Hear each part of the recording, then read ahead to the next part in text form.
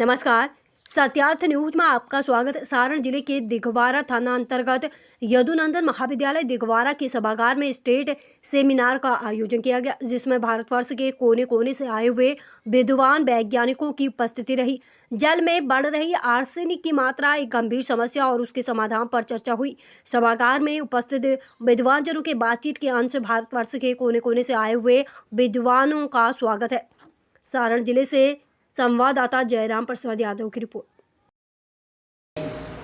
Not for NITs, not for ICE. This is for the college teachers, state universities. That is open at the moment, as I mentioned. IMSA will be open here. So the faculty members have to reach the people or any person in IIT, Central University, JNU or anywhere, right? Put a short, project, very short, based on the expertise of the prof there, and then you can float it there. So there is a very high chance that if you are good, the person who is good, who is applying, he has done something last 3 years. If you are not nothing, then you will not get it. That's for sure. So if you're doing, if your CV reflects that you have done some papers, something last 2 to 3 years, you have a very good chance. So this is one thing. Another thing is what there are a lot of programs which the IITs floats, right? Like our IIT. If you want to visit for 3 months, any faculty members will host you. Right, students who are sitting here, if they want to visit us, as I mentioned already, they can visit us. So we can give you the practical training, right? It's not like theory you are coming and listening lectures. You can do it here also. The books are same here, the books are same in IIT, right? The books are not different. The thing what is missing in this place, what I believe is the practical thought. And practical, when you touch things, then you feel it. I always say in my class that you have to dip your hands. If you are not dipping your hands, it will never work, right? So you have to break the ice, right?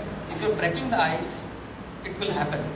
Anybody, any professor sitting here, if they will write to IIT Patna, IIT BHU, IIT Kanpur, JNU, BHU, anywhere, they will be very happy to teach.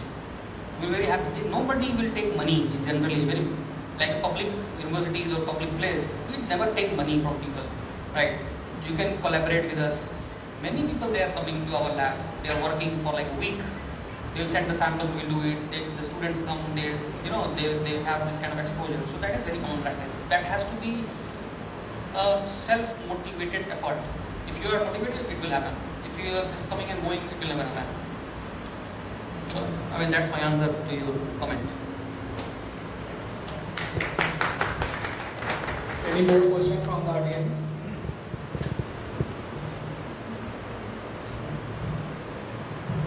Sir पीछे के कुछ slides में कुछ analytical method करके कुछ graph आप draw किए हैं, देखिए, जिसमें मल्टीपल ग्राफ्स भी हैं। तो ये इसके लिए कोई मेथड यूज कर रहे हैं जिससे आप कुछ एनालिटिकल ग्राफ्स ड्रॉ कर पा रहे हैं, तो वो कौन सा मेथड है? Are you from chemistry background, right? नहीं सर, मैं मैथमेटिक्स से हूँ।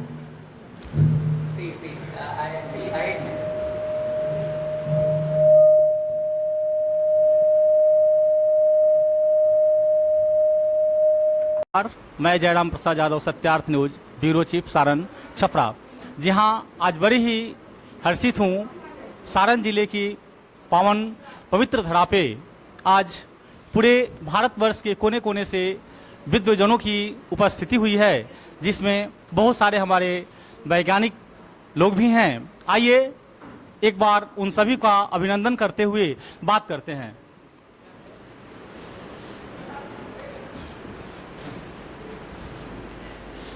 नमस्कार सर, सत्यार्थ न्यूज में आपका स्वागत है। थैंक यू, धन्यवाद। सर, आपने हमारे जो जल प्रदूषित हो रहे हैं उसके विषय में काफ़ी जानकारी दिया, लेकिन हम आपसे यह जानना चाह रहे हैं कि क्या आरओ वाटर स्वच्छ जल का एक समाधान है? देखिए, हर जल में कुछ ना कुछ समस्या है। अगर जल से आप मेटल हटा देंगे और इस तरह की चीज़ें, तो वो भी समस्या है। तो ऐसा नहीं है कि अगर आप आरओ वाटर कंटिन्यूसली पीते हैं तो आप बहुत ज़्यादा स्वस्थ रहेंगे। तो उसमें कुछ एसेंशियल मिनरल्स होते हैं, अगर उस आरओ की प्यूरिफिकेशन के बाद वो हैं उसमें, तब आरओ वाटर बहुत ही अच्छा है। इसका मेरा आंसर ये है आपके लिए। Thank you sir. हमारे साथ जेपी यूनिवर्सिटी से प्रोफेसर राणा विक्रम सर हैं। हम सर आपका भी स्वागत करते हैं सत्यार्थ न्यूज में। बहुत बहुत धन्यवाद। सर जो हम आज जल ग्रहण कर रहे हैं, नदियों का हो या अपने आरओ वाटर जो घर में हम अपना लगाए हुए हैं, मिनरल मशीन जो है, तो उसका हम जल ग्रहण कर रहे हैं, क्या वास्तव में वह उससे हमें स्वच्छ जल प्राप्त हो रहे हैं? एक्चुअली स्वच्छ जल का जो डेफिनेशन है ये बहुत बड़ा समस्या है। अभी इसीलिए हम लोगों ने स्टैंडर्ड्स की बात की। इंडिया के स्टैंडर्ड्स के हिसाब से स्वच्छ जल हो सकता है, बट यूरोपियन यूनियन के स्टैंडर्ड्स के हिसाब से नहीं हो सकता, WHO के स्टैंडर्ड से नहीं हो सकता। बट जो मात्रा है वो कम और ज़्यादा सब जगह है, उसकी मात्रा कम या ज़्यादा हो सकती है। वैसी स्थिति में हम ये कहें कि पूरी तरह से हम जो ले रहे हैं वो स्वच्छ जल है, ऐसा तो नहीं है, ये तो कतई नहीं है।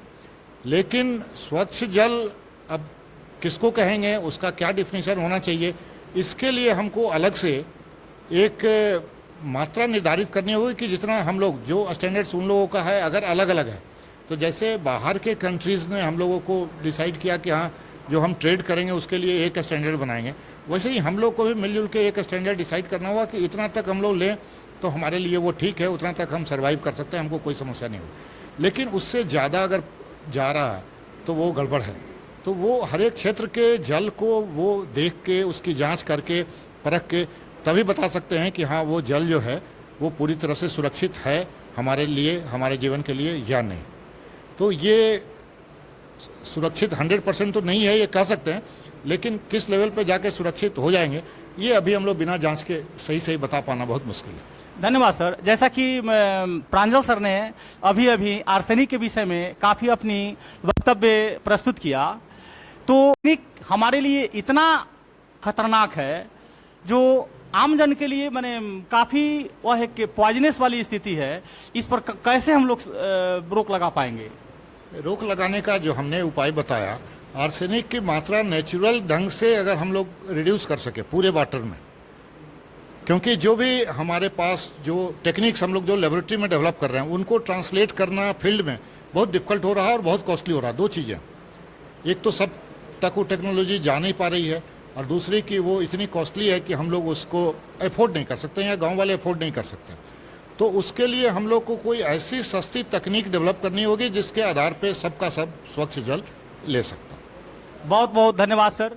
हमारे साथ मौजूद हैं शांतनु सर। उनको मैं विशेष करके अपने हृदय की गहराइयों से धन्यवाद देना चाहूँगा और अभिनंदन करना चाहूँगा, और पुनः मैं वहाँ चलना चाहता हूँ कि आज इनके ही पूर्वजों के द्वारा दिया हुआ यह संस्थान है जो आज हमारे क्षेत्रीय और दूर दराज के भी जो छात्र छात्राएं हैं वह आकर के यहाँ ज्ञान अर्जित करते हैं। तो इसके लिए सर को एक बार बधाई, बहुत बहुत धन्यवाद। और सर हम जानना चाहते हैं कि आज का जो कार्यक्रम यहाँ ऑर्गेनाइज किया गया, इसके विषय में आप क्या कहना चाहेंगे? देखिए, कोई भी एजुकेशनल इंस्टीट्यूट हो, it is by the student, for the student end of the student. करीब 75 साल पहले इस संस्थान की स्थापना हुई थी और आज हमें खुशी हो रही है कि इसका सक्सेस रेट इतना आ गया है कि देश के विभिन्न स्थानों से, चाहे BHU से हो या इलाहाबाद यूनिवर्सिटी से हो या JP यूनिवर्सिटी से हो, लोग आ रहे हैं और इतना रिसर्च किए हैं। आर्सेनिक एक बहुत गहरा विषय है और इसमें रिसर्च तो इन्होंने ये ज़रूर किया है, लेकिन इसके साथ साथ सरकार की भी ये जिम्मेवारी होती है, जो लॉ इन्फोर्समेंट ऑफिसर्स या एजेंसीज होती हैं उनका बहुत बड़ा योगदान है या होना चाहिए कि इसको प्रिवेंट कैसे करें। आर्सेनिक तो हर जगह पाई जाती है, लेकिन बैड आर्सेनिक्स जो कि हार्म कर रही है हमारी बॉडी को, चाहे वो कैंसरस डिजीज़ हो, स्किन डिजीज़ हो, डायरिया हो, इन सबों को के रोकथाम के लिए सरकार की भी जवाबदेही है कि वो क्या कर रहे हैं। हमारे यहाँ एक्सपर्टीज़ ऐसे हैं, ये एसेट्स हैं हमारे सोसाइटी के लिए, उन एसेट्स को ये इस्तेमाल करें, इन रिसर्चर्स का इस्तेमाल करें और सही ढंग से एक प्रिवेंशन मेथोडोलॉजी निकालें। इसके सर, अलावा सरकार के ध्यान आकर्षण के लिए आप क्या कहना चाहेंगे? देखिए, सरकार का ध्यान आकर्षित के लिए मैंने प्रपोजल किया है कि यहाँ के कुछ स्टूडेंट्स प्रोफेसर्स के साथ ज्वाइन करें और अपना एक रिपोर्ट दें एक ग्राउंड लेवल पर, और यहाँ पर सोसाइटीज में जाके, ग्राम पंचायत में जाके मुखिया से, उन लोगों से बात करें और प्रेरित करें कि ये लोगों को समझाई जाए कि ये कितना ज़रूरी है। जैसा कि सर ने कहा कि पश्चिम बंगाल के कई क्षेत्रों में जो है सो वेस्ट डाल करके वेजिटेबल्स उगाई गई। 1885 की बात है कि ईस्टर्न मेट्रोपॉलिटन बाईपास के समय में किसी ने 1885 में शुरुआत की। ये ग्लोरीफाई करने की तो ज़रूर बात है कि हमने एम्प्लॉयमेंट किया, कई फार्मर्स को उसका मौका दिया, लेकिन अब समय आ गया है कि सरकार इस पर कुछ विचार करे। हमारे पास, सरकार के पास सारे संसाधन हैं, सारी टेक्नोलॉजीज़ है। सिर्फ रिसर्च तक बात सीमित नहीं होनी चाहिए, सिर्फ रिपोर्ट्स देने तक बात सीमित नहीं होनी चाहिए, लेकिन उसका बेसिकली क्रियान्वयन करके उसका इम्प्लीमेंटेशन होना चाहिए। हमारी संस्था ने ऐसा बहुत सारी काम करती है, जैसे लास्ट टाइम हिस्ट्री के ऊपर लोग करता है, history has been distorted very badly. पहले उसको सुधारने का कार्य, उसको सुधारने के लिए हम लोग बाइसिस के साथ काम करते हैं, भारतीय इतिहास संकलन योजना के साथ काम करते हैं। ठीक केमिस्ट्री का भी और फिजिक्स का भी, चाहे जियोलॉजी का भी अपना एक स्थान है। नेशन बिल्डिंग में उनका भी बहुत बड़ा योगदान होना चाहिए, और ये अब सिर्फ रिसर्च तक सीमित नहीं होना चाहिए। हम लोगों ने रिसर्च किया, काफ़ी समय दिया है, काफ़ी परिश्रम कर रहे हैं, अब उसको गवर्नमेंट को किसी तरह इम्प्लीमेंट करना है। ये रिपोर्ट्स जब यहाँ के स्टूडेंट्स तैयार करेंगे, हम पंचायत लेवल से लेकर के उसको गवर्नर से लेकर के सेंट्रल लेवल तक हमारी संस्थान जो अपनी है सीजन ग्लोबल फाउंडेशन, उसको लेके जाएंगे। बहुत बहुत धन्यवाद सर। नमस्कार। सत्यार्थ न्यूज, सारण, छपरा।